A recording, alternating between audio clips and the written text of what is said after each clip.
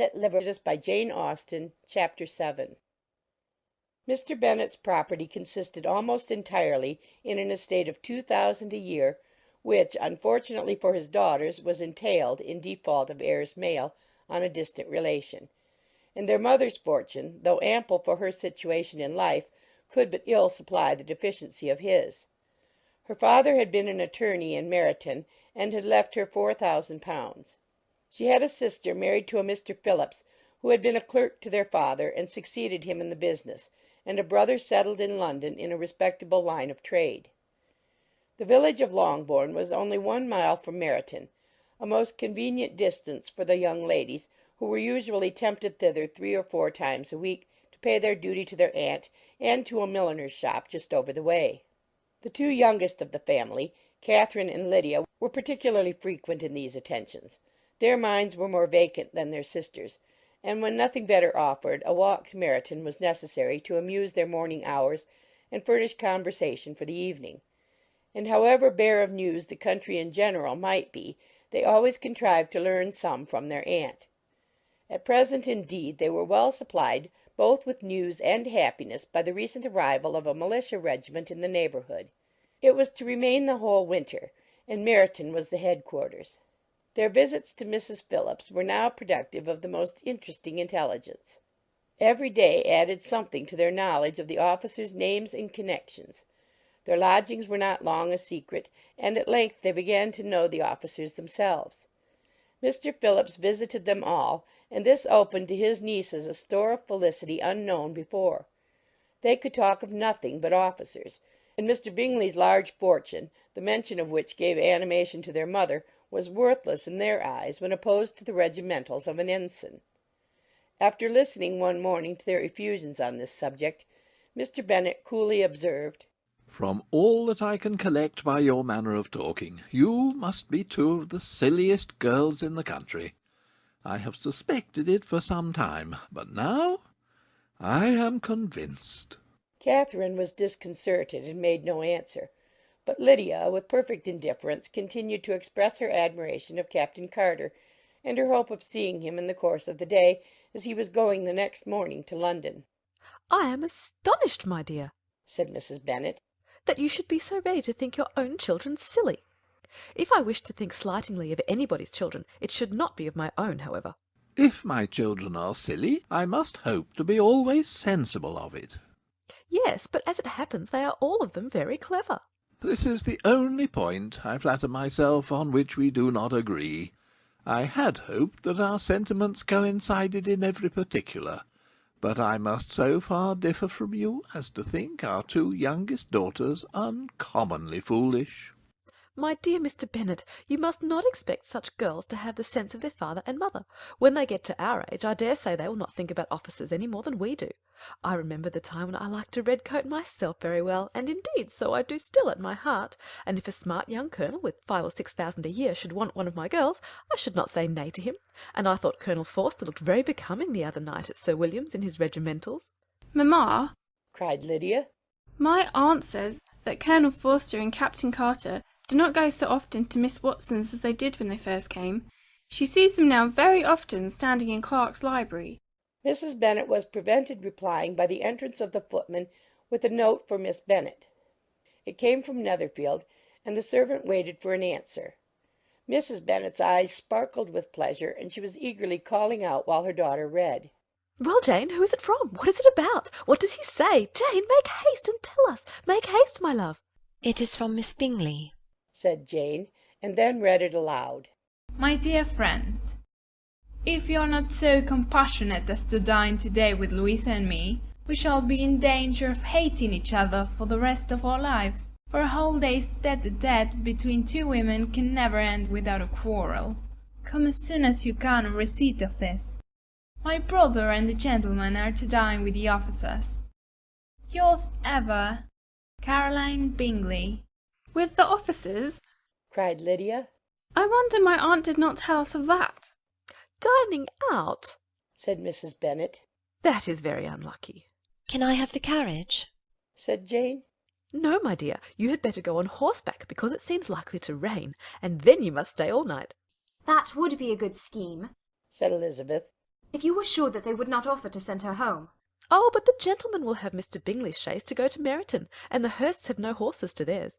I had much rather go in the coach. But, my dear, your father cannot spare the horses, I am sure. They are wanted in the farm, Mr. Bennet, are they not? They are wanted in the farm much oftener than I can get them. But if you have got them to-day, said Elizabeth, my mother's purpose will be answered. She did at last extort from her father an acknowledgment that the horses were engaged. Jane was therefore obliged to go on horseback, and her mother attended her to the door with many cheerful prognostics of a bad day. Her hopes were answered. Jane had not been gone long before it rained hard. Her sisters were uneasy for her, but her mother was delighted. The rain continued the whole evening without intermission. Jane certainly could not come back. This was a lucky idea of mine, indeed, said Mrs. Bennet more than once, as if the credit of making it rain were all her own. Till the next morning, however, she was not aware of all the felicity of her contrivance. Breakfast was scarcely over when a servant from Netherfield brought the following note for Elizabeth. My dearest Lizzie, I find myself very unwell this morning, which I suppose is to be imputed to my getting wet through yesterday. My kind friends will not hear of my returning till I am better. They insist also on my seeing Mr. Jones, therefore do not be alarmed if you should hear of his having been to me, and excepting a sore throat and headache, there is not much the matter with me. Yours, etc. Well, my dear, said Mr. Bennet, when Elizabeth had read the note aloud, if your daughter should have a dangerous fit of illness, if she should die, it would be a comfort to know that it was all in pursuit of Mr. Bingley and under your orders. Oh, I am not afraid of her dying. People do not die of little trifling colds. She will be taken good care of. As long as she stays there, it is all very well. I would go and see her if I could have the carriage. Elizabeth, feeling really anxious, was determined to go to her, though the carriage was not to be had, and as she was no horsewoman, walking was her only alternative. She declared her resolution. How can you be so silly?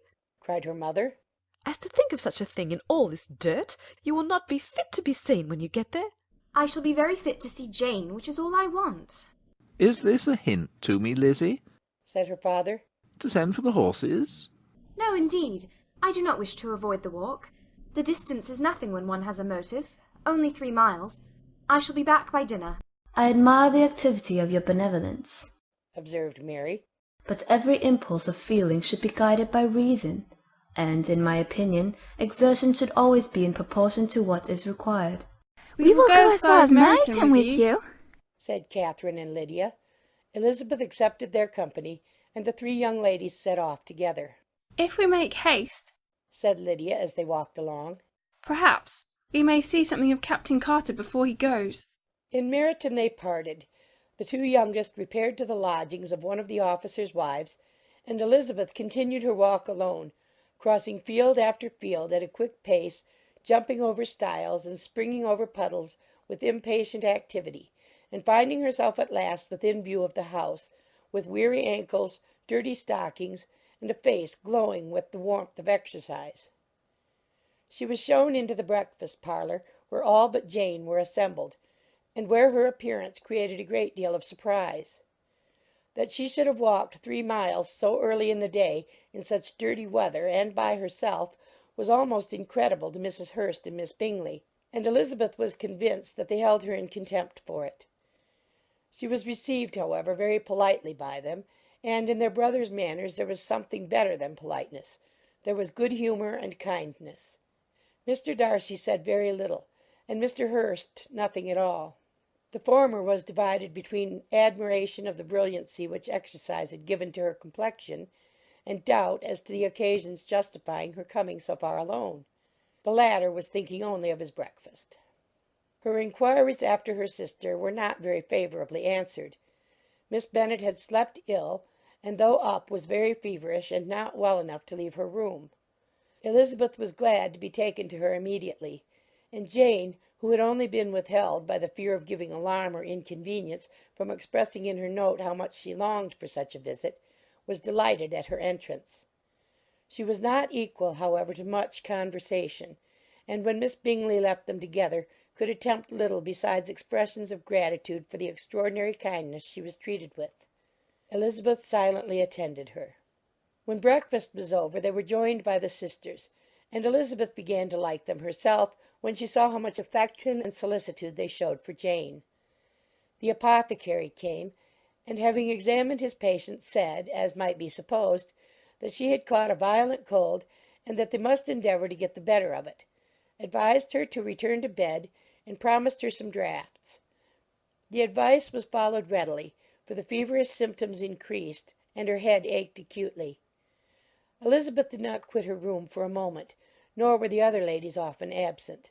The gentlemen being out, they had, in fact, nothing to do elsewhere. When the clock struck 3, Elizabeth felt that she must go, and very unwillingly said so. Miss Bingley offered her the carriage, and she only wanted a little pressing to accept it, when Jane testified such concern in parting with her that Miss Bingley was obliged to convert the offer of the chaise to an invitation to remain at Netherfield for the present.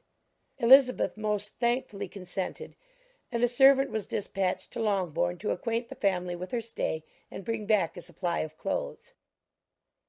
End of chapter 7.